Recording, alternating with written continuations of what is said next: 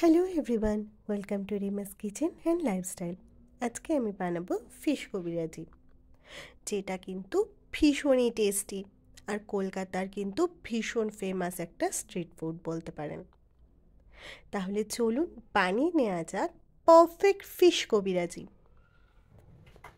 এখানে আমি মাছটা ম্যারিনেট করার জন্য নিয়েছি আদা, রসুন, ধনেপাতা আর লঙ্কা আর পেঁয়াজ। এবার এগুলোকে আমি ছোট ছোট করে একটু কেটে নিয়ে ভেজিটেবল চপারের মধ্যে দিয়ে দেবো। আপনাদের কাছে যদি এটা না থাকে তাহলে আপনারাই হাতেই ছোট ছোট করে একদম মিহি করে কেটে নেবেন, কিন্তু এটা মিক্সিতে দিয়ে পেস্ট বানিয়ে নেবেন না। আপনি মিক্সিটাকে অল্প সময়ের জন্য চালিয়েও একদম ছোট ছোট পিসেস করে নিতে পারেন, তাতেও কোনো অসুবিধা নেই, কিন্তু পেস্ট বানিয়ে নেবেন না। যখন আপনারা ফিশ কবিরাজিটা খাবেন তখন ভেতরে যে ছোট ছোট পার্টিকলসগুলো আসবে, মানে মশলাটা যখন মুখে পড়বে তখন খেতে ভালো লাগবে। আর পেস্ট হয়ে গেলে গন্ধটা তো আসবে ঠিকই, কিন্তু ভেতরে ওই টেস্টটা আসবে না। তো দেখুন আমি এখানে এই চপারের মধ্যে নিয়ে নিয়েছি। এবার একদম ছোট ছোট করে এটা কেটে নেবো।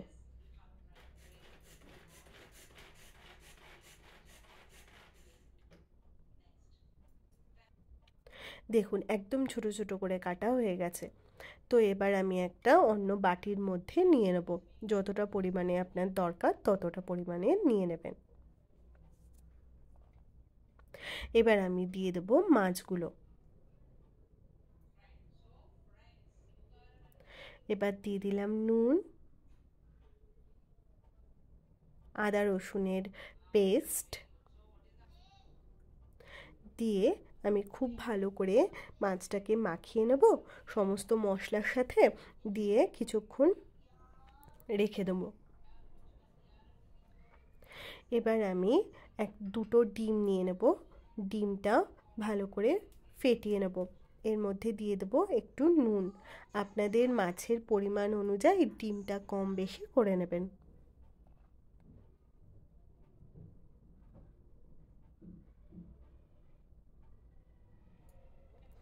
দিয়ে দিলাম একটু নুন, দিয়ে খুব ভালো করে ফেটিয়ে নেব।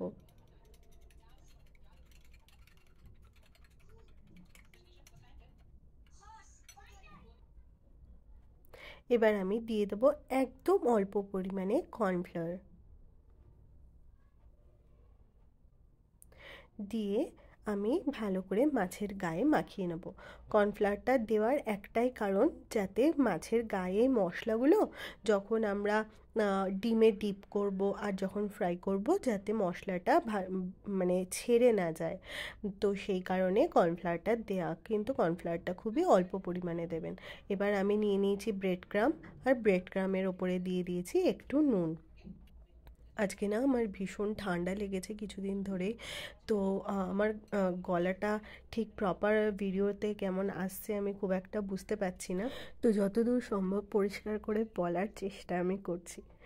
এবার আর মাছটা নিয়ে নিয়েছি, নিয়ে প্রথমে ডিমের মধ্যে ডিপ করে নিলাম, তারপরে ব্রেড ক্রামে দিয়ে খুব ভালো করে একটু শেপ দিয়ে দেবো। খুব একটা প্রপার শেপ দেওয়ার দরকার নেই, কারণ আলটিমেটলি এটা কবিরাজি হবে, তো ডিমটাই ওপরের পোর্শনে থাকবে। তো আবার আমি একবার ডিপ করে নিয়েছি। আপনারা যদি একবার ডিমের কোটিং আর ব্রেড ক্রামের কোটিং দিতে চান কোনো অসুবিধা নেই, দিতে পারেন, তবে দুবার যদি আমি যেমন দিয়েছি তেমন যদি দেন তাহলে কিন্তু ক্রিসপিনেসটা আরও ভালো আসবে। তো আমি সবকটা মাছে ভালো করে কোটিং করে নিয়েছি। এবার কবিরাজির ওপরে যেই ডিমের পোর্শনটা থাকে সেটা বানানোর জন্য আবার আমি এখানে দুখানা ডিম নিয়ে নিয়েছি, নিয়ে আমি দিয়ে দিয়েছি কিছুটা নুন। কবিরাজির ওপরে যে ডিমের পোর্শনটা থাকে সেটা বানানোর জন্য কিন্তু আপনি খুব ভালো করে ডিমটাকে ফেটিয়ে নেবেন, খুবই ভালো করে, যাতে ওপরে ফেনা চলে আসে। এবার আমি মাছের কাটলেটটা ভেজে নিয়েছি। এবার ওই তেলের মধ্যে আমি যেই ডিমটা ফেটিয়ে রেখেছিলাম সেই ডিমটাকে দিয়ে দিয়েছি। গ্যাসের ফ্লেমটা কিন্তু আপনারা জোরে রাখবেন। হ্যাঁ, একেবারে অমলেটের মতন ডিমটাকে কিন্তু ঢেলে দেবেন না। দেখুন আমি এখানে দেখাচ্ছি কেমন হাত দিয়ে অল্প অল্প অল্প অল্প করে দেবেন, এরকম ছড়িয়ে ছড়িয়ে চারিদিকে, যাতে ডিমের পোর্শনটা ভালো মতন চলে যায়। আর হ্যাঁ, যখনই আপনি কাটলেটটা ডিমের ওপরে দেবেন তখন কিন্তু আপনি একদম ভালো করে ডিমের নিচের পোর্শনটা যেন ভাজা হয়ে গিয়ে থাকে সেটা কিন্তু দেখে নেবেন। দেখুন এরকমভাবে দেখবেন যে ডিমটা ছেড়ে গেছে কিনা কড়াই থেকে। যখন হয়ে যাবে এরকম উল্টে আপনি একবার দেখে নেবেন যে ডিমের পোর্শনটা নিচে একদম ক্রিস্পিভাবে ভাজা হয়ে গেছে কিনা। দেখুন আমি কিন্তু দেখে নিয়ে তারপরে দিলাম। না হলে যদি ভালো করে প্রপার ভাজা না হয়, আপনি যখনই ডিমের মধ্যে ওই ফিশ কাটলেটটা দেবেন তখন কিন্তু ডিমটা ভেঙে যাবে।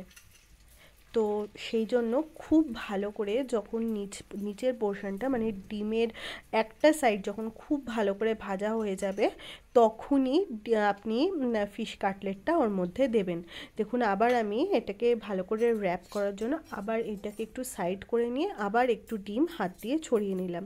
এরকমভাবে আপনারা একদম করবেন। আর যখন এই প্রসেসটা আপনারা করবেন ডিমের প্রসেসটা, তখন কিন্তু গ্যাসের ফ্লেমটা হাই রাখবেন, না হলে কিন্তু ডিমের মধ্যে প্রচুর তেল ঢুকে যাবে আর ভালো করে ভাজা হবে না।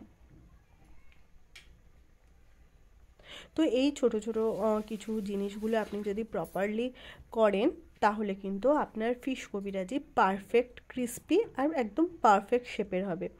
দেখুন আমি আলতো আলতো করে একটু চেপে দিচ্ছি যাতে খুব সুন্দরভাবে ফিশ কাটলেটটা একদম র্যাপ হয়ে যায় ভেতরে। আমি কিন্তু এখানে গ্যাসের ফ্লেমটা হাই রেখেছি।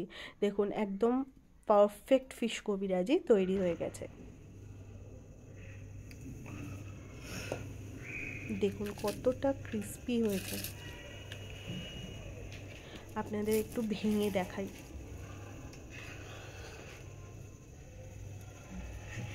কতটা জালি জালি হয়েছে দেখুন একদম।